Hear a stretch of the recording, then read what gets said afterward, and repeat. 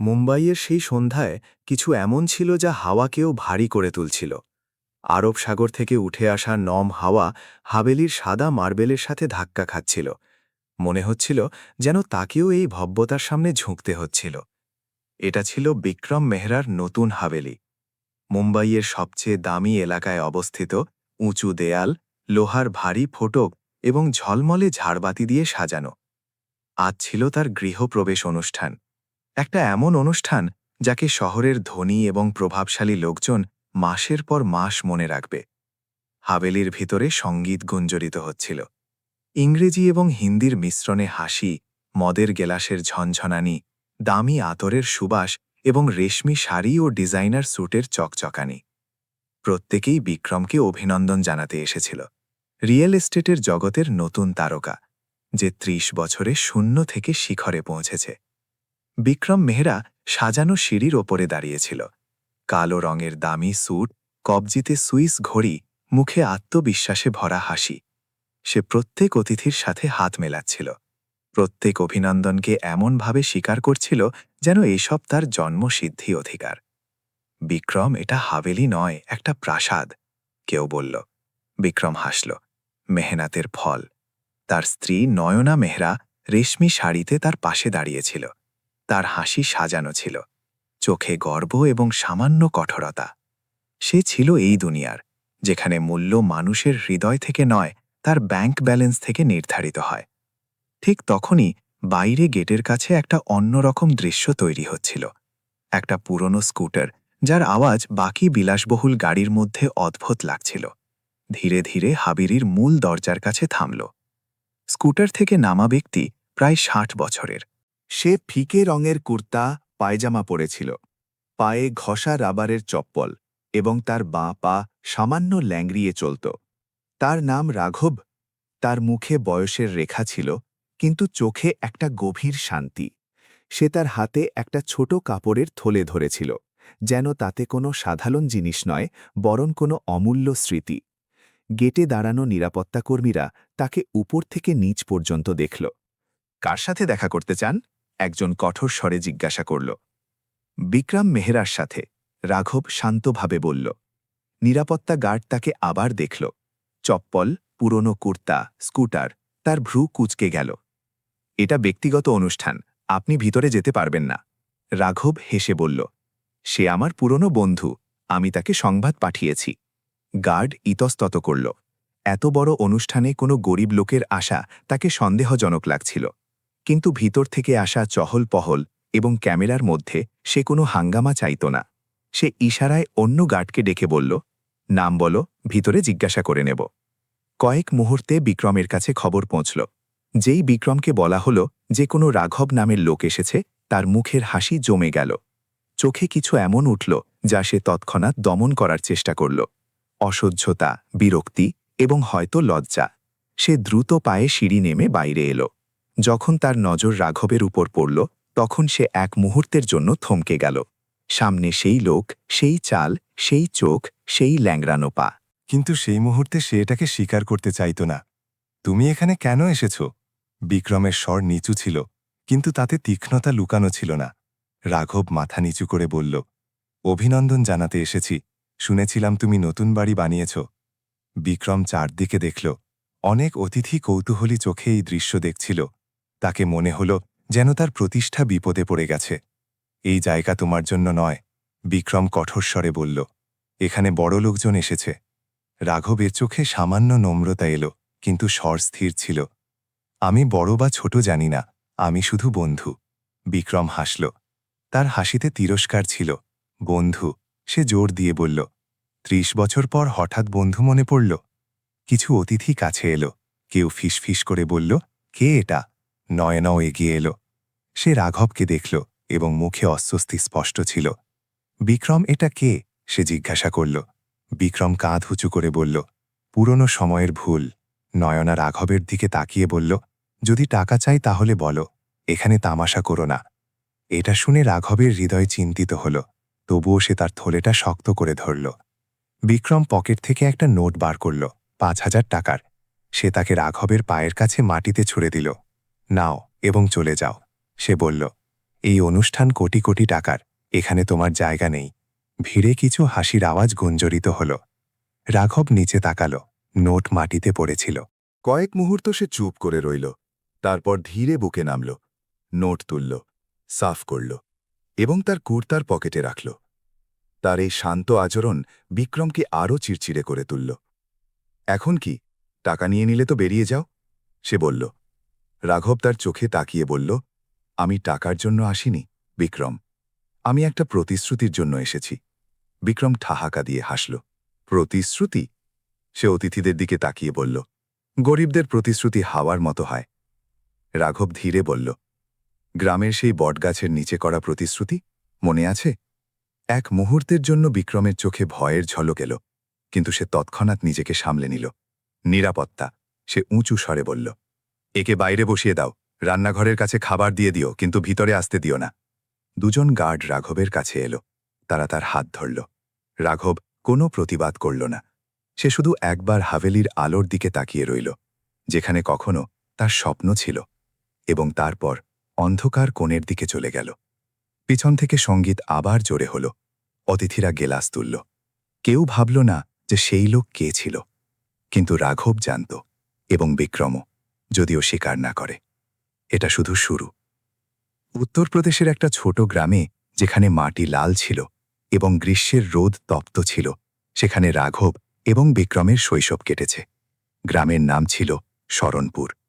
এই গ্রাম ছোট ছিল, কিন্তু তাতে সম্পর্কের গভীরতা ছিল, আপন্নত্ব ছিল, এবং সেই দারিদ্র্য যা সবাইকে একটা দড়িতে বাঁধা রাখত। রাঘবের বাড়ি ভাঙা ইট এবং খপরের ছাদ দিয়ে তৈরি ছিল। তার বাবা খেতে মজুরি করত এবং মা গ্রামের মহিলাদের কাপড় সেলাই করত। বিক্রমের বাড়িও আলাদা ছিল না। তার বাবা একটা ছোট দোকান চালাত, যাতে চা, সাবান এবং বিস্কুট পাওয়া যেত। দুজনের বাড়িতে টাকা ছিল না, কিন্তু হৃদয়ের স্বপ্ন ছিল বড়, উজ্জ্বল এবং দূর দূরান্তে উড়ে যাওয়া। দুজনের বন্ধুত্ব স্কুলের মাঠে শুরু হয়েছিল, যখন রাঘব বিক্রমকে একটা সিনিয়র ছাত্রের মার থেকে বাঁচিয়েছিল। তারপর দুজনের দুনিয়া এক হয়ে গেল। স্কুলের পর তারা একসাথে খেতে দৌড়াত, নহরে সাঁতার কাটত এবং একটা গাছের নিচে বসে ভবিষ্যতের স্বপ্ন বুনত। সেই গাছ গ্রামের বাইরে পুরনো বটের মন্দির ছিল, তাদের সাক্ষী ছিল। সেই গাছের নিচে এক সন্ধ্যায় যখন সূর্য ডুবছিল এবং হাওয়ায় গরম কমে গিয়েছিল, তখন দুজনে একে অপরের সাথে একটা প্রতিশ্রুতি করল।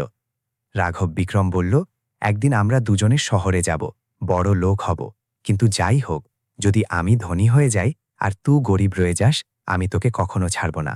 আমরা ভাই, এবং ভাই একে অপরের সাথ ছাড়ে না। রাঘব বিনা চিন্তায় উত্তর দিল, যদি তোকে চোট লাগে তাহলে আমি আমার শরীর দিয়ে তোকে বাঁচাবো, জানও দিতে হলে দিয়ে দেব। বন্ধুত্ব সবচেয়ে উপরে, টাকা নয়। তারা দুজনে একটা ছেঁড়া সুতোকে বটের ডালে বেঁধে দিল, যেন এই কসম এখন গাছের আত্মায়ও বাসা বেঁধেছে। কিছু সময় পর তারা গ্রাম ছেড়ে দিল। বম্বে, আজকের মুম্বাই, তাদের নতুন বাড়ি হয়ে উঠল। একটা শহর যেখানে প্রত্যেকে স্বপ্ন দেখে, কিন্তু খুব কম লোক তাকে জিয়ে উঠতে পারে। শহরে তাদের শুরু সহজ ছিল না। রাঘবকে শীঘ্রই কাজ মিলল, কনস্ট্রাকশন সাইটে মজুর হিসেবে। তার শক্তি এবং পরিশ্রম তাকে প্রত্যেকদিন রুটি দিত, কিন্তু পিঠে বোঝাও চাপাত। বিক্রম পড়াশোনার স্বপ্ন ছাড়েনি। সে দিনে ছোটখাটো কাজ করত এবং রাতে কলেজে যেত।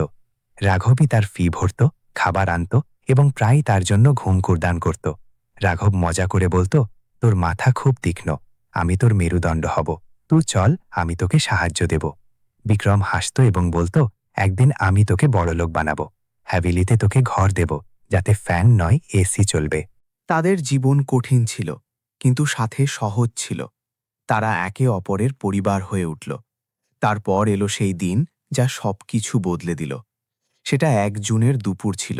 হাওয়া গরম ছিল, সূর্য মাথায় আগুন বর্ষণ করছিল। তারা দুজনে একটা নির্মাণাধীন ইমারতের ৩য় তলায় কাজ করছিল। বিক্রম নিচে কিছু জিনিস নিতে গিয়েছিল এবং রাঘব উপরে সিমেন্টের বস্তা টানছিল। তখন উপরে লাগানো বাঁশের পিলার হঠাৎ কাঁপতে লাগল। কোনো ওজোরে ভুলে একটা ভারী পাথরের থলে বিক্রমের দিকে পড়তে লাগল। রাঘব উপর থেকে দেখল এবং বিনা এক মুহূর্ত নষ্ট করে নিচের দিকে দৌড়াল। বিক্রম, সরে যা, সে চিৎকার করল। কিন্তু বিক্রম কিছু বুঝতে পারার আগে রাঘব তাকে ধাক্কা দিল, এবং সেই মুহূর্তে ভারী কাঠ এবং সিমেন্টের বোঝা তার বাঁ পায়ে পড়ল। চিৎকার গুঞ্জরিত হল, রক্ত ফুটল এবং লোকজন দৌড়াল। যখন রাঘবকে হাসপাতালে নেওয়া হলো, তার মুখ ফ্যাকাশে হয়ে গিয়েছিল। ডাক্তাররা বলল যে তার পা খুব খারাপভাবে চাপা পড়েছে। অপারেশনের পর সে সুস্থ তো হলো, কিন্তু সব সময়ের জন্য ল্যাংড়া হয়ে গেল। দুদিন পর যখন তাকে হুঁশ এলো, তখন সবার আগে সে বিক্রমকে খুঁজল, কিন্তু বিক্রম সেখানে ছিল না। ডাক্তার বলল যে নির্মাণ কোম্পানি ক্ষতিপূরণ দিয়েছে, $1,00,000। এই অর্থ বিক্রমকে দেওয়া হয়েছে, কারণ সে পরিবারের মতো ব্যক্তি হিসেবে নামাঙ্কিত ছিল। রাঘব প্রথমে ভেবেছিল যে বিক্রম কোনো জরুরি কাজে গিয়েছে। সে প্রত্যেক দিন অপেক্ষা করত, কিন্তু দিন, সপ্তাহ, তারপর মাস পেরিয়ে গেল। বিক্রম এলো না। সেই টাকা যা চিকিৎসার জন্য ছিল কোথাও চলে গেল, এবং সাথে চলে গেল রাঘবের সবচেয়ে কাছের মানুষ। সে একাকী অনেক কাঁদল, না অভিযোগ করল, না কারোর সাথে রাগ দেখালো। সে শুধু চুপ করে রইল। কাজে ফিরতে তাকে সময় লাগল, কিন্তু সে থামল না। ধীরে ধীরে রাঘব জীবনের নতুন পথ খুঁজল। সে কৃষিক্ষেত্রে গেল, গ্রামে জৈব খেতির প্রচারকারী প্রকল্পের সাথে যুক্ত হল। সে প্রতিষ্ঠানের জন্য গ্রামীণ যুবকদের প্রশিক্ষণ দেওয়া শুরু করল, এবং দেখতে দেখতে তার কাজের প্রশংসা হতে লাগল। বছরের পর বছর পর সে নিজে একটা সফল উদ্যোগী হয়ে উঠল, একটা এমন লোক যে গ্রাম থেকে শুরু করে শহরকে বদলে দিল। কিন্তু বটের সেই সুতো এখনও তার স্মৃতিতে ছিল, এবং সেই প্রতিশ্রুতি যা সে বটের ছালায় করেছিল। সে বিক্রমকে কখনো খোঁজেনি, প্রতিশোধ নেয়নি। সে শুধু চুপচাপ তার জীবনকে আরও ভালো করে তুলল।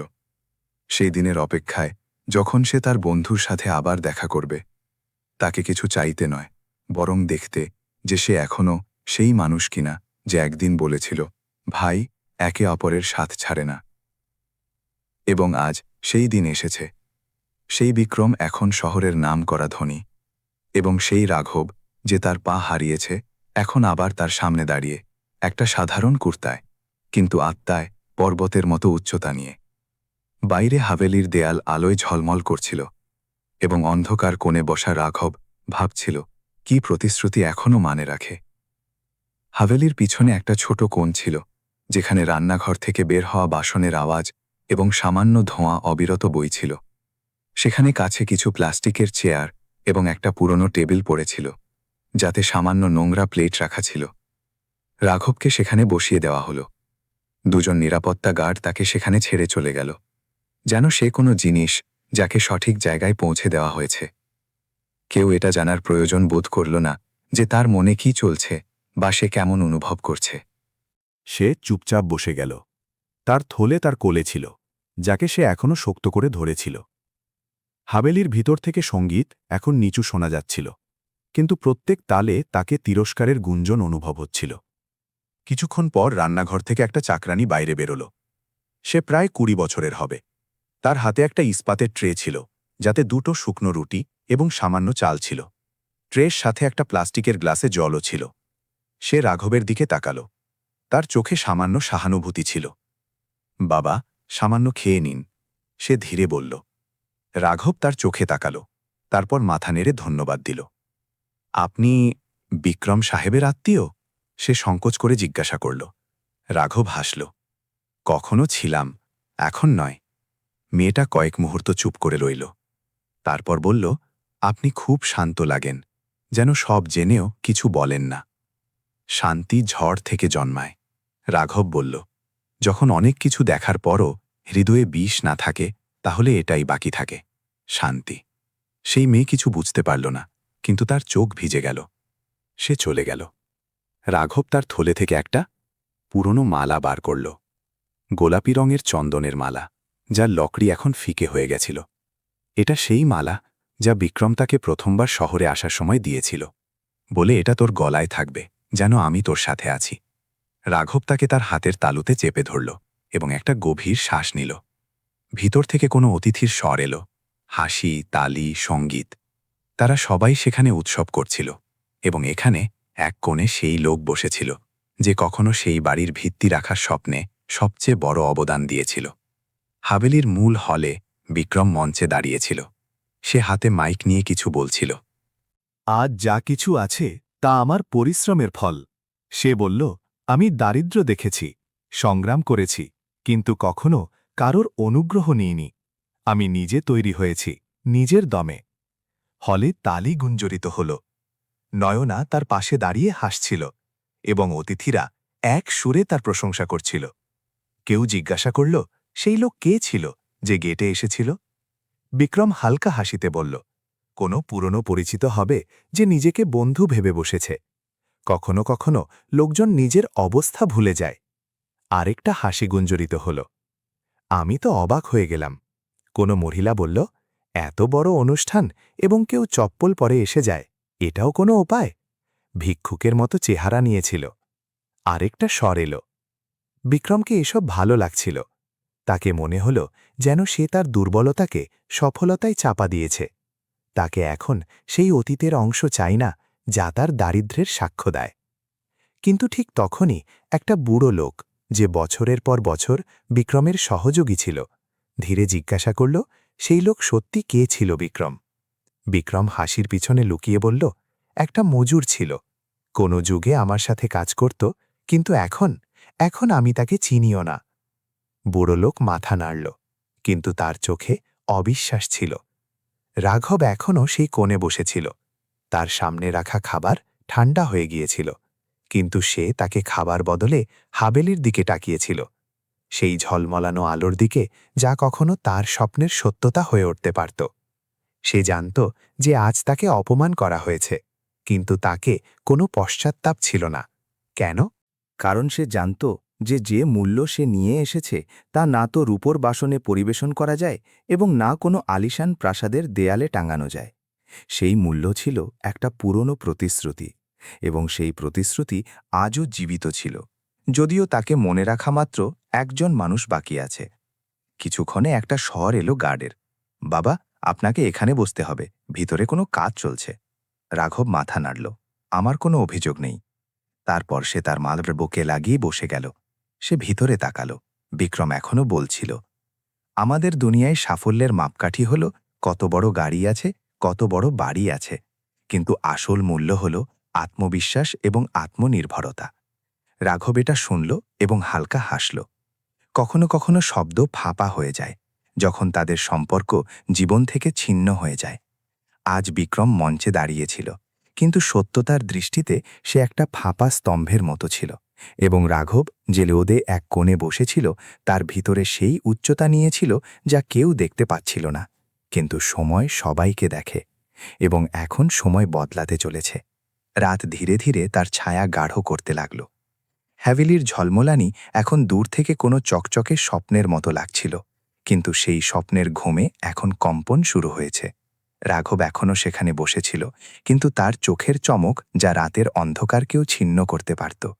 তার হাতে এখনও সেই থলে ছিল, কিন্তু এবার তাতে শুধু পুরনো স্মৃতি নয়, তাতে একটা দস্তাবেজ ছিল যা আজ এই হ্যাভেলির ভাগ্য বদলে দেবার মতো ছিল। ভিতর থেকে হঠাৎ সঙ্গীত বন্ধ হয়ে গেল। কিছু হট্টগোল শুরু হলো। প্রথমে কিছু লোক জানালার দিকে দৌড়ালো, তারপর দরজার দিকে। বাইরে একসাথে 3টে কালো গাড়ি এসে থামল। তাদের সাথে একটা পুলিশ ভ্যান এবং আরেকটা গাড়ি যাতে অর্থনৈতিক অপরাধ শাখার চিহ্ন স্পষ্ট দেখা যাচ্ছিল। হ্যাভেলির মূল দরজায় তৈনাত নিরাপত্তা কর্মীরা কিছু বুঝতে পারল না যে কি হচ্ছে।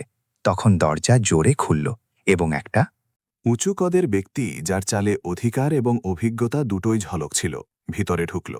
তার পিছনে পুলিশ অফিসার এবং কিছু উকিলের মতো লোক ছিল, যাদের হাতে মোটা মোটা ফাইল ছিল। বিক্রম মেহতাকে? সেই লোক উঁচু স্বরে জিজ্ঞাসা করল। হলে নীরবতা ছড়িয়ে পড়ল। বিক্রম, যে এখনও অতিথিদের হাসতে হাসতে পরবর্তী প্রকল্প বোঝাচ্ছিল, তার হাসি এক মুহূর্তে অদৃশ্য হয়ে গেল। সে ঘাবড়ে বলল, আমি বিক্রম মেহতা। আপনারা কে? সেই লোক পকেট থেকে একটা ব্যাজ বার করল। বিকাশ রাঠোর, প্রধান পরিদর্শক, অর্থনৈতিক অপরাধ শাখা। আমাদের কাছে আপনার বিরুদ্ধে 10 জন অভিযোগ আছে। ভুয়ো দস্তাবেজের মাধ্যমে বিনিয়োগকারীদের থেকে কোটি কোটি টাকার ঠগি, ট্যাক্স চুরি এবং অবৈধ প্রপার্টি ডিল। হাভেলি সহ আপনার সব সম্পত্তি এখন জব্দ করা হচ্ছে। একটা মহিলা অফিসার এগিয়ে এলো এবং বলল, আমাদের কাছে কোর্টের আদেশ আছে, আপনি এই আদেশের কপি দেখতে পারেন। হলে উপস্থিত অতিথিদের মুখ খোলা খোলা রয়ে গেল। এটা সব ভুল বোঝাবুঝি, বিক্রম চিৎকার করল। আপনাদের নিশ্চয়ই কোনো ভুল তথ্য মিলেছে। আমি একটা সম্মানিত ব্যবসায়ী। তাহলে আপনি আদালতে সাফাই দেবেন? বিকাশ রাঠোর ঠান্ডা স্বরে বলল। ভিতরে হট্টগোল শুরু হলো। যে লোকজন এখনও বিক্রমের চারপাশে ঘুরছিল, তারা এখন তাকে থেকে দূরত্ব রাখতে লাগল। কেউ তো তাদের ফোনে ভিডিও বানাতে শুরু করল এবং তখনই আরেকটা গাড়ি হাভেলির দরজায় এসে থামল। গাড়ি থেকে নামল একটা বিখ্যাত ব্যাংকার সমীর বর্মা, যে ভারতীয় রিজার্ভ ব্যাংকের দক্ষিণী অঞ্চলের নির্দেশক ছিল। তাদের দেখে অনেক লোক অবাক হয়ে গেল। বিক্রমের স্ত্রী নয়না, যে এখনও ভাবছিল যে স্বামী সব সামলে নেবে, এখন ভয়ে তার হাত শক্ত করে ধরতে লাগল। সমীর বর্মা কাউকে কিছু না বলে সোজা হাভেলির পিছনের অংশের দিকে রুখ করল, যেখানে রাঘব বসেছিল, এবং তারপর প্রথমবার সবার নজর সেই কোণের দিকে ঘুরল, যাকে এখন পর্যন্ত সবাই উপেক্ষা করেছিল। রাঘব এখন দাঁড়িয়ে গেল। তার চাল এখনও ধীর ছিল, কিন্তু এবার প্রত্যেক পদক্ষেপে একটা অটল বিশ্বাস ছিল। বিকাশ রাঠোর রাঘবের কাছে পৌঁছে মাথা নিচু করে বলল, স্যার, আপনার অনুমতিতে আমরা কার্যক্রম শুরু করেছি।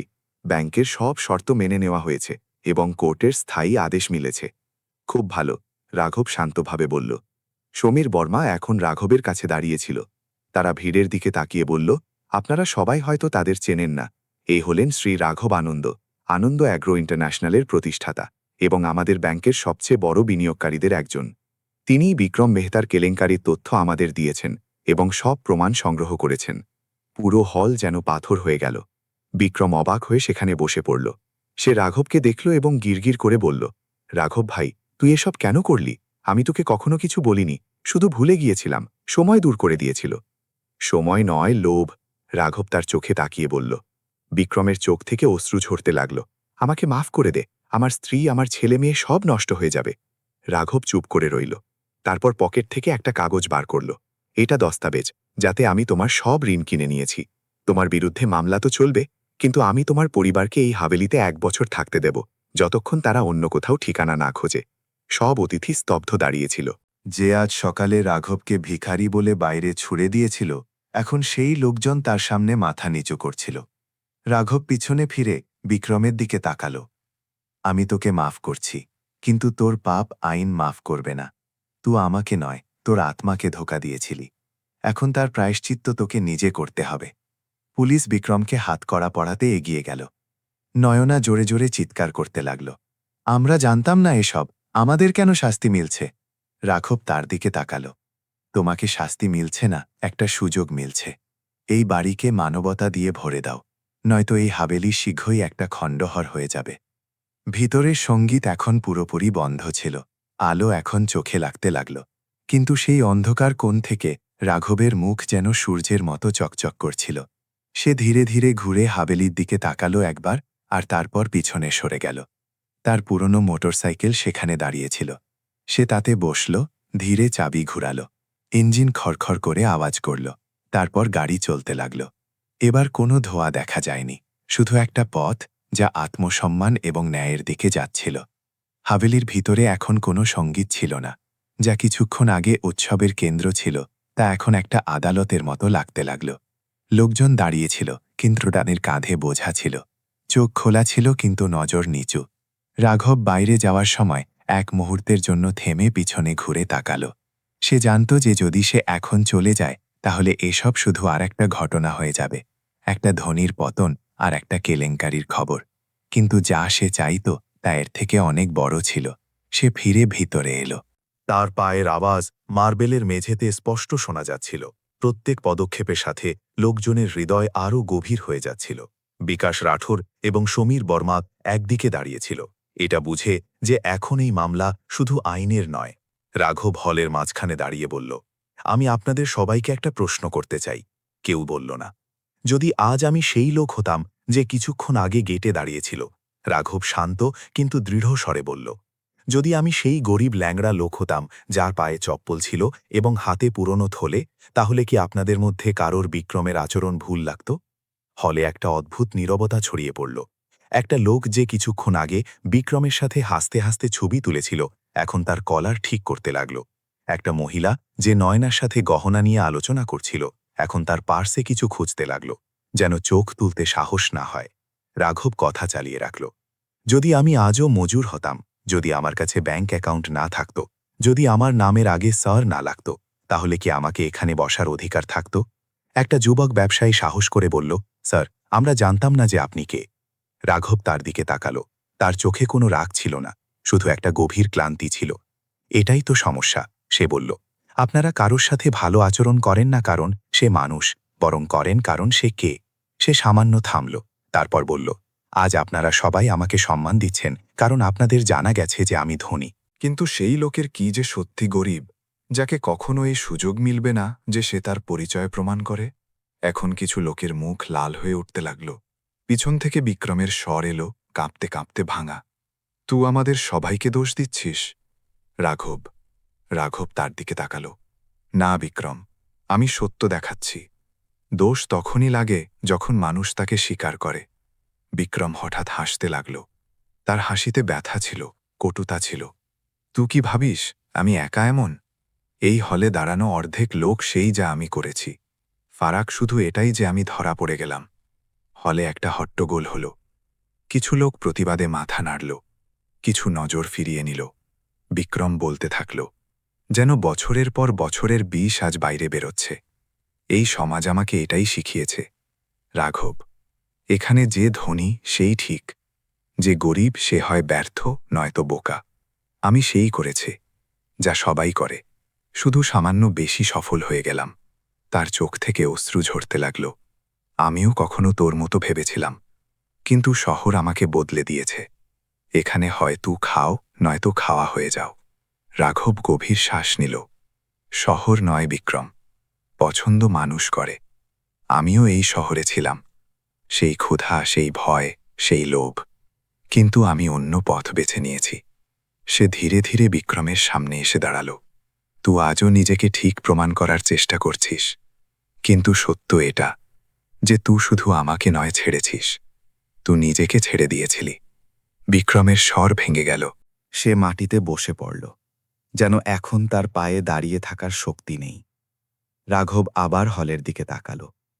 আজ আপনারা সবাই এখানে দাঁড়িয়ে দেখছেন যে একটা লোক কিভাবে পড়ে, কিন্তু আসল প্রশ্ন এটা যে আপনাদের মধ্যে কেউ নিজের ভিতরে ঝাঁকানোর সাহস রাখে? সমীর গর্মা ধীরে বলল, রাঘবজি, আপনি যা বললেন তা সহজ নয়। সত্য কখনো সহজ হয় না। রাঘব উত্তর দিল, কিন্তু যদি তাকে না বলা হয় তাহলে মিথ্যাই আইন হয়ে যায়। নয়না এখন পর্যন্ত চুপ ছিল। সে প্রথমবার মাথা তুলে রাঘবের দিকে তাকাল। তাহলে এখন কি? সে জিজ্ঞাসা করল। রাঘব বলল, এখন প্রত্যেককে নিজের অংশের দায়িত্ব তুলতে হবে। আইন তার কাজ করবে, কিন্তু মানবতা তা আপনাদের সবার হাতে আছে। হলে একটা অদ্ভুত অস্বস্তি ছিল।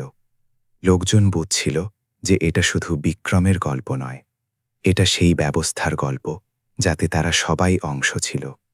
রাঘব ধীরে বলল, আমি এখানে প্রতিশোধ নিতে আসিনি। আমি এটা দেখতে এসেছিলাম যে বটের নিচে করা প্রতিশ্রুতি এখনও জীবিত কিনা।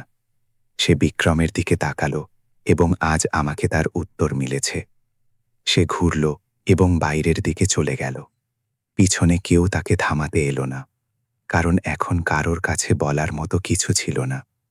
রাত আরও গাঢ় হয়ে উঠেছে, কিন্তু সেই অন্ধকারে অনেক লোকের ভিতরে প্রথমবার একটা অস্বস্তিকর আলো জ্বলে উঠল। একটা এমন প্রশ্ন যা থেকে তারা এখন পালাতে পারবে না। রাত গাঢ় হয়ে যাচ্ছিল। হাভেলির বাতি এখন এক এক করে নিভে যাচ্ছিল, যেন তার প্রত্যেক কোণ লজ্জা এবং পশ্চাত্তাপের চাদর ওড়াচ্ছে। অতিথিরা চলে গিয়েছে, কেউ চুপচাপ, কেউ লজ্জিত, এবং কেউ শুধু কারণ তামাশা এখন শেষ হয়েছে। কিন্তু একটা তামাশা এখনও বাকি ছিল, সেটা যা আত্মার আয়নায় দেখা যায়। রাঘব বাইরে বের হওয়ার সময় একবার আর পিছনে ঘুরল। বিক্রম এখনও মাটিতে বসেছিল। তার চোখ শূন্যে আটকে গিয়েছিল। তার কাছে এখন না কোনো ধন ছিল, না কোনো নাম, না সেই চেহারা যা কিছুক্ষণ আগে হাসতে হাসতে সেলফি তুলছিল।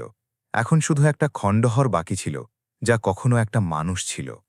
হাভেলির বাইরে সমীর বর্মা এবং বিকাশ রাঠোর রাঘবকে অপেক্ষা করছিল। সমীর বলল, স্যার, আমরা চাই যে আপনি পুলিশ কার্যক্রমে হস্তক্ষেপ করুন। বিক্রমকে জেল পাঠানোই উচিত হবে। রাঘব শান্ত স্বরে উত্তর দিল, ন্যায়ের কাজ ন্যায়কেই করতে দাও। সমীর, কিন্তু যদি আমরা শুধু দণ্ড দিয়ে শিক্ষা দিতে পারতাম তাহলে সমাজ অনেক আগেই শুধরে যেত। বিকাশ কিছু বলতে যাচ্ছিল, কিন্তু রাঘব হাত তুলে তাকে থামাল। আমার বিক্রমের জন্যে কোনো সহানুভূতি নেই। আছে, রাঘব বলল, কিন্তু আমি চাই যে সে নিজেকে দেখুক, নিজের সাথে লড়াই করুক, এবং যদি সম্ভব হয় তো বদলে যাক। জেল তাকে তার কর্মের শাস্তি দেবে, কিন্তু ক্ষেত তাকে তার আত্মার সাথে মিলিয়ে দেবে। সামির এবং বিকাশ অবাক ছিল। তারা ভাবতে পারছিল না যে কেউ সেই লোকের উপর এত বিশ্বাস রাখতে পারে যে তার পিঠে ছুরি মেরেছে। রাঘব আরও বলল, কাল সকালে তাকে আমার নাসিকের নার্সারি ফার্মে নিয়ে যাও। সেখানে তাকে মাটির সাথে যুক্ত হতে হবে। আমি জানি না সে বদলাবে কিনা, কিন্তু তাকে সুযোগ মিলবে।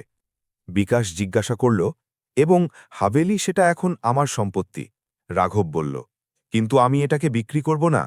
এখানে একটা শিক্ষা কেন্দ্র খুলবে গরিব শিশুদের জন্য, যারা কখনো এমন কোনো দরজায় আসার সাহস করতে পারত না। এখন সেই দরজা তাদের জন্য খোলা হবে। সমীর হাসল। এটা তো খুব সুন্দর চিন্তা, স্যার। রাঘব আবার হাভেলির দিকে তাকাল। বিক্রমের হাভেলি বাকি নেই, সে বলল, কিন্তু হয়তো তার গল্প কাউকে ভুল পথে যাওয়া থেকে থামাতে পারবে। পরের সকালের সূর্য তীক্ষ্ণ ছিল, কিন্তু তাতে একটা নতুন শক্তি ছিল। ক্ষেতের মাঝে তৈরি সেই নার্সারিতে, যেখানে গাছ লাগানো হতো, যেখানে মাটির গন্ধে জীবনের আশা থাকত, এখন একটা নতুন চেহারা দেখা যাচ্ছিল। বিক্রম সাধারণ কাপড়ে, মাথায় টুপি পরে, হাতে কোদাল নিয়ে সে একটা গাছের শিকড়কে সমতল করছিল। শুরুতে তার হাত কাঁপত, নখে মাটি যাওয়া তাকে খারাপ লাগত, কিন্তু ধীরে ধীরে সে সেই কাজে মগ্ন হয়ে যেত। কাছে দাঁড়ানো ফার্মের সুপারভাইজার তাকে জল দিয়ে বলল, এখানে প্রত্যেক গাছ একটা গল্প, সাহেব। আপনি এটাকে শুধু লাগান না, এতে আশা ভরেন। বিক্রম তার দিকে তাকাল। তার হাত নোংরা ছিল, কিন্তু তার চোখ এখন আগের মতো ফাঁপা ছিল না। আমি কখনো ভাবিনি যে মাটি এত সত্যি হয়, সে বকবক করল। রাঘব ঠিক তখন সেখানে পৌঁছল। সে সবসময়ের মতো তার পুরনো স্কুটারে এসেছিল। তার কাপড়ও সাধারণ ছিল, কিন্তু তার উপস্থিতি এখনও একটা গভীর স্থিরতার অনুভূতি দিত। বিক্রম তাকে দেখে হাসল, একটা হালকা বিনয়ী হাসি, যাতে না কোনো অহংকার ছিল, না কোনো প্রায়শ্চিত্তের ঘোষণা, শুধু স্বীকৃতি ছিল। কেমন লাগছে? রাঘব জিজ্ঞাসা করল। অন্যরকম, বিক্রম উত্তর দিল। আগে যখন হাতে টাকা থাকত তখন মনে হতো যে সবকিছু আমার নিয়ন্ত্রণে আছে। এখন যখন হাতে কোদাল আছে, তাহলে প্রথমবার বুঝতে পারছি যে নিজেকে সামলে রাখা আরও জরুরি। রাঘব হাসল। আমি এটাই চাইতাম যে তুই বুঝিস, যখন আমরা নিজের হাতে কিছু তৈরি করি, তাহলে আমরা নিজেকে আবার গড়ে তুলি। বিক্রম ইতস্তত করে জিজ্ঞাসা করল, কি, তুই এখনও আমার উপর রাগ করিস? রাঘব মাথা নাড়ল। আমি কখনো রাগ করিনি, বিক্রম। আমি দুঃখিত ছিলাম। রাগ কিছু সময়ের জন্য হয়, কিন্তু দুঃখ, সেটা ততক্ষণ থাকে যতক্ষণ আমরা সেই মানুষকে আবার না পাই। বিক্রমের চোখ ভরে এলো। আমি জানি না যে আমি সেই লোক হয়ে উঠতে পারব কিনা যাকে তুই খুঁজছিস। তুই সেই লোক, রাঘব বলল, শুধু তাকে মাটিতে চাপা দিয়েছিলি। এখন শিকড় থেকে বার করে আবার আলোয় আনতে হবে। দুপুর হতে হতে বিক্রম একটা ছোট শিশুর সাথে মিলে গাছ লাগাচ্ছিল। সেই শিশু সেই গ্রামের ছিল যেখানে রাঘব সম্প্রতি একটা ছাত্রবৃত্তি যোজনা শুরু করেছিল। শিশু খুব তীক্ষ্ণ ছিল এবং মাটির সাথে গভীর লগ্নতা রাখত। শিশু বিক্রমকে জিজ্ঞাসা করল, চাচা, আপনি আগেও খেতি করতেন? বিক্রম হেসে উঠল, না বাবা, আগে আমি শুধু স্বপ্ন লাগাতাম, এখন সত্যি জিনিস উঠানোর চেষ্টা করছি। শিশু হাসল এবং দুজনে মিলে পরের গাছ লাগাল। সেই সন্ধ্যায় ক্ষেতের সীমানার কাছে রাঘব এবং বিক্রম আবার একসাথে বসল। এবার কোনো হাবেলি ছিল না, কোনো তামাশা ছিল না, কোনো হাসি নেই, কোনো তালি নেই। শুধু দুজন বন্ধু ছিল, যাদের মধ্যে একজন মাফ করেছে এবং অন্যজন এখন নিজেকে বোঝার যাত্রায় ছিল। রাঘব বলল, কাল আমি মুম্বাই ফিরে যাচ্ছি। তোকে এখানে থাকতে হবে, একা, নিজের পরিশ্রম, নিজের মাটি এবং নিজের অন্তরাত্মার সাথে। বিক্রম মাথা নিচু করল। আমি থাকব, এবং যখনই তোর কাছে ফিরব, তাহলে শুধু একটা বন্ধু হয়ে, একটা বোঝা না, কোনো অপরাধ বোধ। রাঘব তার পিঠে থাপ্পড় দিল। আমি সেই দিনের অপেক্ষা করব, এবং মনে রাখিস, এই মাটি প্রত্যেক দিন তোকে প্রশ্ন করবে। তুই প্রত্যেক দিন তাদের সততার সাথে উত্তর দিবি। রাতে যখন রাঘব তার স্কুটারে গ্রাম থেকে ফিরছিল, তাহলে পিছন থেকে আসা শিশুদের হাসির আওয়াজ শোনা যাচ্ছিল। ক্ষেতে কিছু ছোট গাছ ঝোমরাচ্ছিল, এবং দূরে একটা লোক মাটিতে ঝুঁকে জীবনের সবচেয়ে বড় ফসল লাগাচ্ছিল, পরিবর্তনের। রাঘবের চলে যাওয়ার পর ফার্মে একটা নীরবতা ছড়িয়ে পড়ল, কিন্তু সেই নীরবতায়ও একটা গুঞ্জন ছিল, আত্মচিন্তনের, পরিবর্তনের। বিক্রমের জন্য এটা প্রথমবার ছিল যখন সে কারোর নজরদারি ছাড়া নিজের সাথে সরাসরি মুখোমুখি হচ্ছিল। আগে যখনই তাকে কোনো সংকট আসত, সে হয় কাউকে দোষ দিত বা টাকা দিয়ে পথ বার করত। কিন্তু এখন তার কাছে কোনো বাহানা ছিল না। এবং সবচেয়ে বেশি টাকাও ছিল না। সকালে সূর্য উঠতেই বিক্রম খেতে পৌঁছে যেত। সে মাটি ছুঁত, বীজ লাগাত, গাছকে জল দিত এবং তাদের শিকড়ের সাথে নিজেকে শক্ত হয়ে উঠতে দেখত। শুরুর দিনগুলোতে তার শরীর ক্লান্ত হয়ে যেত, পিঠে ব্যথা হতো, হাতে ফোসকা পড়ে যেত, কিন্তু সে থামত না। কখনো কখনো ফার্মে কাজ করা মজুররা তাকে দেখত এবং নিজেদের মধ্যে ফিসফিস করত, এটা সেই লোক না যে কখনো বড় বড় গাড়িতে ঘুরত? অন্যরা বলতো, হ্যাঁ, সেই যে তার বন্ধুকে ধোঁকা দিয়েছিল, কিন্তু দেখো, এখন সেই আমাদের সাথে মাটিতে ঘাম ঝরাচ্ছে। বিক্রম এই ফিসফিসানি শুনল, কিন্তু প্রতিবাদ করল না। এখন সে লড়াই করতে চাইত না, না অন্যদের সাথে, না নিজের সাথে। তাকে মনে হতো যে এসব শোনা তার জন্য জরুরি, যাতে সে তার অহংকারের স্তরগুলো এক এক করে খোলে। একদিন ফার্মে কাজ করতে করতে বিক্রম দেখল যে একটা মজুরের শিশু কাঁদছে। সে দৌড়ে তার কাছে গেল এবং জিজ্ঞাসা করল, কি হয়েছে বাবা? শিশু কাঁদতে কাঁদতে উত্তর দিল, আমার বাবা অসুস্থ এবং আমার কাছে স্কুলের ফি ভরার জন্য টাকা নেই। বিক্রম কিছুক্ষণ নীরব রইল, তারপর তার পকেট থেকে সেই ছোট্ট পুরনো ঘড়ি বার করল, যা শৈশবে তার মা তাকে দিয়েছিল। সে তাকে শিশুর হাতে দিয়ে বলল, এটা নাও এবং বিক্রি করো, এতে ফি ভরে যাবে। শিশু ইতস্তত করে বলল, কিন্তু চাচা, এটা আপনার। এখন এটা তোমার, বিক্রম বলল। কখনো আমি ধনে ডুবেছিলাম, কিন্তু একটা ঘড়িও কারোর সাহায্য করতে পারে, এটা আমি আজ বুঝলাম। এই ছোট ঘটনা ফার্মের সব মজুরদের মধ্যে একটা সংবাদ ছড়িয়ে দিল।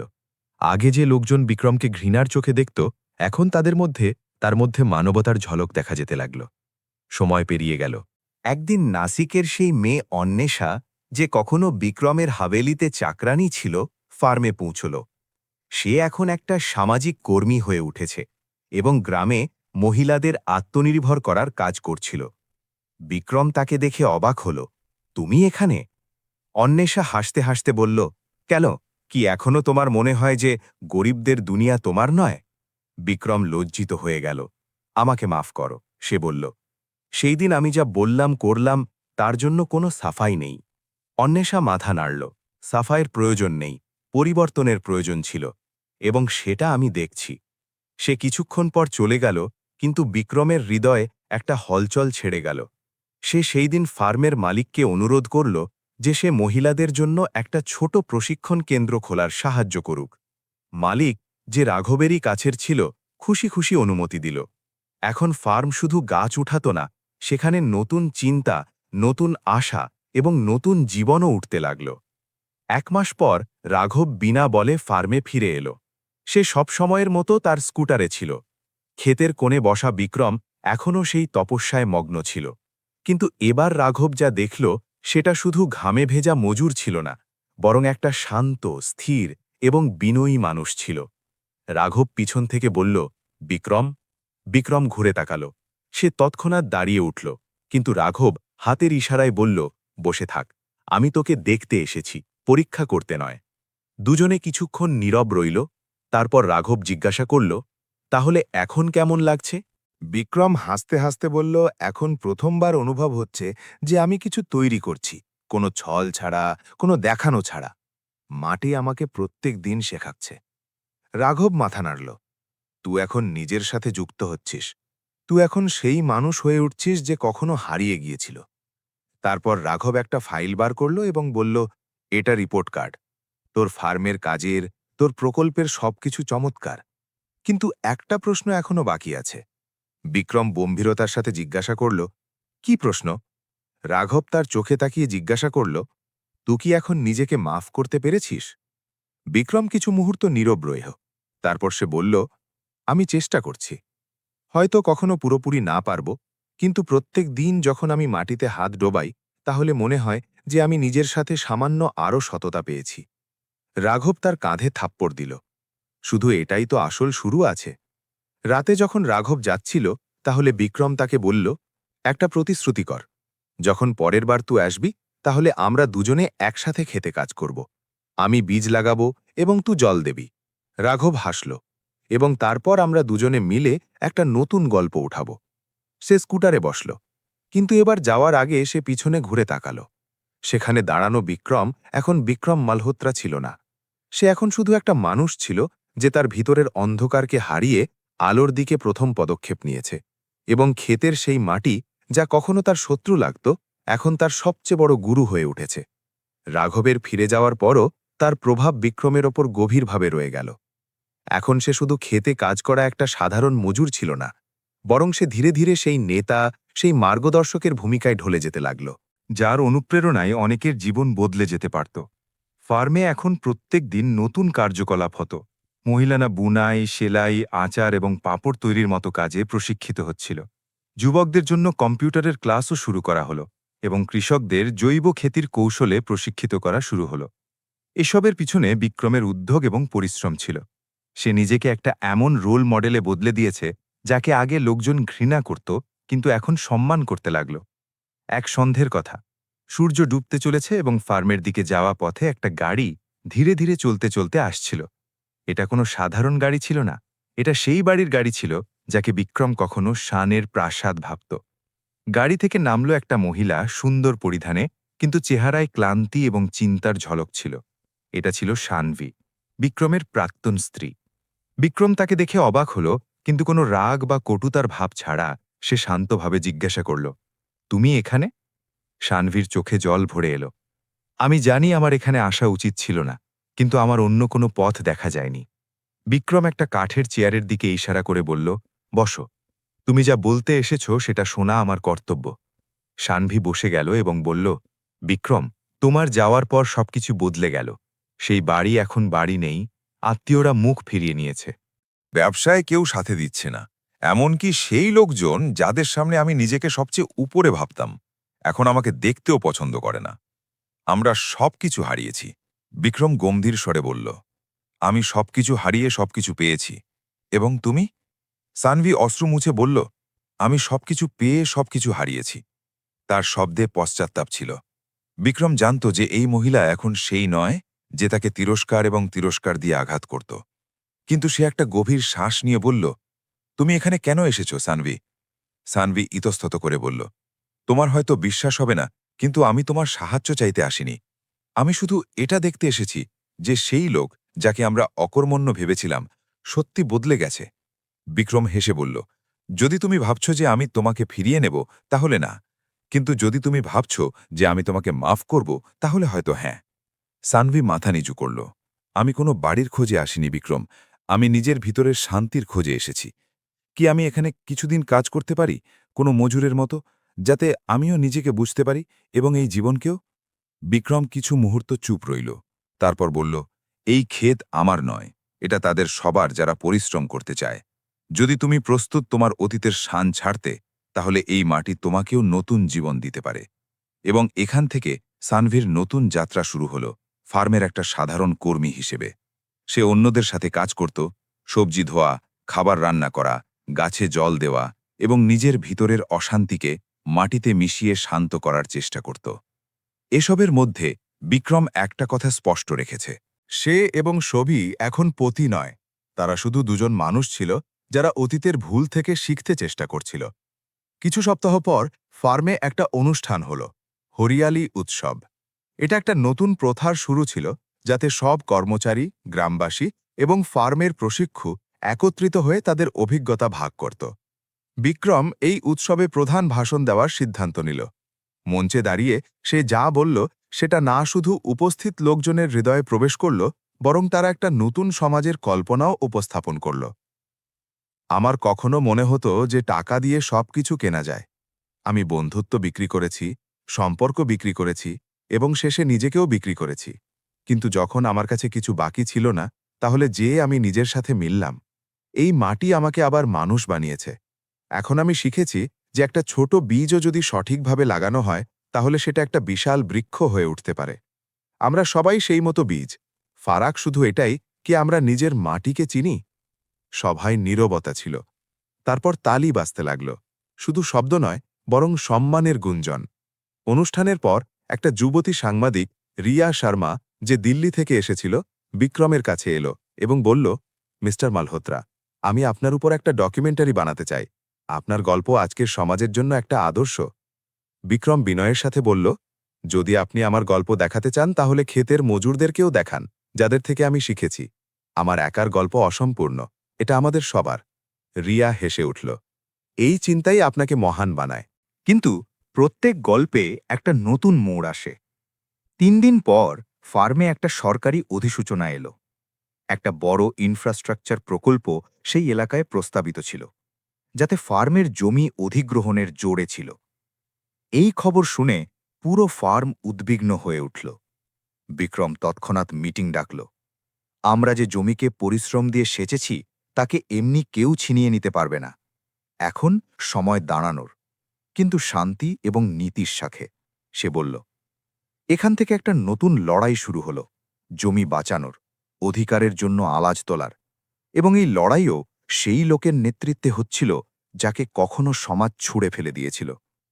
সরকারি অধিসূচনা আসার পর পুরো বস্তি এবং ফার্মে হলচল শুরু হয়ে গেল। যে জমি একটা স্বপ্নের মতো সেচা হয়েছে, এখন তাকে একটা বহুরাষ্ট্রীয় কোম্পানির জন্য অধিগ্রহণ করা হচ্ছে। এই খবর শুধু জমি ছিনিয়ে নেওয়ার ছিল না, এটা সেই স্বপ্নের উজাড় হওয়ার ছিল যা বিক্রম এবং তার সঙ্গীরা পরিশ্রম এবং বিশ্বাস দিয়ে পালিয়েছে। বিক্রম প্রথম দিন থেকেই সিদ্ধান্ত নিল যে এই লড়াই হিংসার নয়, বিবেক এবং আইনের দায়রায় থেকে লড়াই করা হবে। সে সব কর্মচারী, মহিলাদের গ্রুপ, প্রশিক্ষক এবং গ্রামবাসীদের একটা মিটিং ডাকল। তার স্বরে দৃঢ়তা ছিল, কিন্তু চেহারা সংযত ছিল। আমাদের ভয় পাওয়ার না, দাঁড়িয়ে থাকার প্রয়োজন আছে। এই জমি শুধু একটা টুকরো নয়, এটা আমাদের পুনর্জন্মের জায়গা। যদি আমরা এটাকে হারাই, তাহলে শুধু মাটি নয়, আত্মসম্মানও হারাব, সে বলল। অনেক লোক উদ্বিগ্ন ছিল, বিশেষ করে যাদের কাছে আইনি কাগজপত্র ছিল না। কিন্তু বিক্রম তাদের বিশ্বাস দিল, যতক্ষণ আমি জীবিত আছি কেউ এই মাটিকে ছুঁয়েও না পারবে। আমরা নীতিগতভাবে ন্যায়ের জন্য লড়াই করব। এরপর শুরু হলো বিক্রমের সংগ্রাম। সে প্রথমে স্থানীয় প্রশাসনের সাথে দেখা করার চেষ্টা করল, কিন্তু সেখানে তাকে টালবাহানা দেওয়া হলো। প্রত্যেক কার্যালয়ে তার চিন্তাকে হ্যাঁ বলা হলো, কিন্তু কার্যক্রম শূন্য রইল। ঠিক সেই সময় মিডিয়ায়ও এই খবর ছড়াতে লাগল।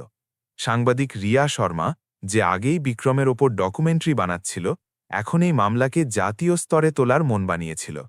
সে দিল্লি ফিরে বিক্রমের গল্পকে একটা গভীর সামাজিক লড়াই হিসাবে উপস্থাপন করল। একটা কৃষক বনাম বহু রাষ্ট্রীয় লোকের গল্প রিপোর্ট ভাইরাল হয়ে গেল। সোশ্যাল মিডিয়ায় বিক্রম ফার্ম ট্রেন্ড করতে লাগল। যুবক, সামাজিক কর্মী এবং পরিবেশবাদীদের দৃষ্টি এই আন্দোলনের দিকে গেল। কিন্তু অন্যদিকে বিরোধী শক্তিগুলোও সক্রিয় ছিল। সেই কোম্পানি যে জমি অধিগ্রহণ করতে চাইত, এখন প্রশাসনে আরও চাপ দেওয়া শুরু করেছে। ফার্মে অজানা লোকদের দিয়ে ভাঙচুরের ঘটনাও হল। এক রাতে ফার্মের প্রশিক্ষণ ভবনে আগুন লাগিয়ে দেওয়া হল। অগ্নি নির্বাপক দল সময়ে পৌঁছে গেল, কিন্তু সামান্য জ্বলে গিয়েছিল। বিক্রম এবারও ঘাবড়াল না। পরের সকালে সে সেই ছাইয়ের ঢিবির কাছে দাঁড়িয়ে সবাইকে সম্বোধন করল। যদি তারা ভাবে যে আগুন দিয়ে আমাদের থামিয়ে দেবে, তাহলে তাদের জানা নেই যে এই আগুনে আমাদের সাহস আরও তপ্ত হয়ে বেরোবে। এই মধ্যে সাভিও বিক্রমের সাথে দাঁড়িয়ে রইল। সে এখন শুধু একটা প্রায়শ্চিত্ত করা স্ত্রী ছিল না, বরং একটা যোদ্ধা ছিল যে তার পূর্ববর্তী ভুলগুলো সংশোধন করতে চাইত। সে মহিলাদের গ্রুপকে সংগঠিত করল এবং স্থানীয় কর্তৃপক্ষের কাছে ধর্ণা দেওয়ার যোজনা বানাল। কিছুদিনে ফার্ম একটা আন্দোলন স্থল হয়ে উঠল। পোস্টার, ব্যানার, নারা, নুক্কড় নাটক, প্রত্যেক উপায়ে জনসচেতনতা ছড়ানো শুরু হল। বিক্রম একটা জনসভার আয়োজন করল, যাতে হাজার হাজার লোক এলো। সে সেখানে বলল, আমাদের শুধু নিজের জমি নয়, বাঁচাতে হবে। আমাদের নিজের পরিচয়, নিজের সংস্কৃতি, নিজের মূল্যবোধকে বাঁচাতে হবে। যদি আজ আমরা চুপ করে থাকি, তাহলে কাল কেউ আসবে এবং আমাদের শিশুদের ভবিষ্যৎ ছিনিয়ে নেবে। এই ভাষণের প্রভাব অভূতপূর্ব ছিল। জাতীয় মিডিয়া চ্যানেল এই আন্দোলনকে কভার করতে লাগল। সুপ্রিম কোর্টের একটা অবসরপ্রাপ্ত বিচারক সর্বজনীনভাবে বিক্রমের আন্দোলনকে সাংবিধানিকভাবে উচিত এবং অনুপ্রেরণাদায়ক বলল। এসবের মধ্যে আরেকটা অবাক করা মোড় এলো। বিক্রমকে দিল্লি ডাকা হল। সংসদের একটা পরিবেশ এবং ভূমি সংস্কারে তৈরি বিশেষ কমিটির সামনে সাক্ষ্য দেওয়ার জন্য বিক্রম প্রথমে ইতস্তত করল। সে তার ক্ষেত এবং লোকজনকে ছেড়ে যাওয়ার জন্য প্রস্তুত ছিল না, কিন্তু রিয়া তাকে বোঝাল, যদি তুমি সেখানে গিয়ে নিজের কথা না বলো, তাহলে এই লড়াই অসম্পূর্ণ রয়ে যাবে। সংসদের সিঁড়ি সেগুলো যেখান থেকে আওয়াজগুলো আইন হয়। দিল্লির যাত্রা বিক্রমের জীবনে সবচেয়ে অন্যরকম অভিজ্ঞতা ছিল। যে লোককে কখনো লোকজন গ্রাম্য বলে তিরস্কার করত, সে এখন জাতির সবচেয়ে উঁচু প্রতিষ্ঠানে তার লোকজনের অধিকারের জন্য বলতে যাচ্ছিল। কমিটির সামনে দাঁড়িয়ে সে যা বলল, সেটা শুধু শব্দ ছিল না, সেগুলো ইতিহাসে লিখে রাখার যোগ্য চিন্তা ছিল। আমার রাজনীতি আসে না, আমার শুধু ক্ষেতের মাটির সুবাস আসে। আমি কোনো নেতা নই, শুধু একটা সাধারণ লোক যে তার মতো লক্ষ লক্ষ লোকের আওয়াজ হতে চায়। আমার জমি আমার মায়ের মতো। কি কেউ তার মাকে বিক্রি করতে পারে? পুরো হলে নীরবতা ছিল। তারপর ধীরে ধীরে তালি গুঞ্জরিত হল। সাক্ষ্যের পর কমিটি সরকারকে পুনর্বিবেচনার সুপারিশ করল, এবং তারপর সেই দিনও এলো যখন সরকার ঘোষণা করল যে সেই প্রকল্পকে স্থগিত করা হচ্ছে এবং জমি অধিগ্রহণ বাতিল করা হচ্ছে। ফার্মে উৎসবের পরিবেশ ছিল। শত শত লোক একে অপরকে জড়িয়ে ধরছিল, ঢোল বাজছিল, মহিলারা ঐতিহ্যবাহী গান গাইছিল। কিন্তু বিক্রম চুপচাপ দাঁড়িয়েছিল এক কোণে, সেই গাছের নিচে যাকে সে সবার আগে লাগিয়েছিল। সানভি তার কাছে এলো এবং বলল, তুমি এটা করে দেখিয়েছ বিক্রম। একসময় ছিল যখন তুমি নিজেকে দুনিয়ার জন্য অসততা ভাবতে, এবং আজ দুনিয়া তোমাকে আশার চেহারা মানে। বিক্রম ধীরে হাসতে হাসতে বলল, আমি কিছু করিনি। আমি শুধু নিজের ভিতরের আওয়াজ শুনেছি, যাকে সবাই চাপা দেয়। যখন মানুষ নিজের ভিতরের আওয়াজকে চিনে নেয়, তাহলে দুনিয়া বদলে যায়। এবং এখান থেকে বিক্রমের গল্প, যা কখনো একটা উপেক্ষিত লোকের ছিল, এখন একটা আন্দোলনের অনুপ্রেরণা হয়ে উঠেছে। দিল্লি থেকে ফিরে আসার পর বিক্রমের স্বাগত গ্রামে কোনো বিজয়ীর মতো হল, কিন্তু তার ভিতরে কোনো অহংকার ছিল না। সে সবাইকে এটাই বলল, এই জয় আমার নয়, আমাদের। এটা সেই কৃষকের জয় যে খরা দেখেও হল ছোড়ে না, সেই মহিলার জয় যে চুল্লির আজ থেকে লড়ে আওয়াজ তুলেছে, সেই যুবকের জয় যে চাকরির জায়গায় নিজের ক্ষেতকে বেছে নিয়েছে, এবং সবচেয়ে বড় কথা, এটা সেই আত্মার জয় যে ভেঙে যাওয়ার পরও জীবিত থাকতে জানে। এই ঘোষণার পর জীবন আবার স্বাভাবিক হতে লাগল। খেতে কাজ শুরু হল, প্রশিক্ষণ কেন্দ্রের পুনর্নির্মাণ হতে লাগল, নতুন যোজনা বানানো শুরু হল। সবই একটা মহিলা স্বরোজগার কেন্দ্রের ভিত্তি রাখল, যেখানে মহিলারা হস্তশিল্প, জৈব পণ্য এবং ঐতিহ্যবাহী পোশাক তৈরি করে পুরো দেশে বিক্রি করতে লাগল। সবই এখন শুধু একটা সহযোগী নয়, বিক্রমের জীবনের অবিচ্ছেদ্য অংশ হয়ে উঠেছে, আত্মার মতো, যা কখনো দেখা যায় না কিন্তু প্রত্যেক শ্বাসে সাথে থাকে। কিছু মাসে বিক্রমের ফার্ম মডেল ফার্ম হয়ে উঠল। সরকারও তাকে একটা আদর্শ কৃষি উদ্যোগ হিসেবে স্বীকৃতি দিল। দেশ জুড়ে থেকে কৃষক, ছাত্র, গবেষক এবং যুব উদ্যোগী সেখানে আসতে লাগল। পরিসরে একটা নতুন বোর্ড লাগানো হলো, স্বরাজ ফার্ম, আত্মনির্ভরতার দিকে একটা পদক্ষেপ।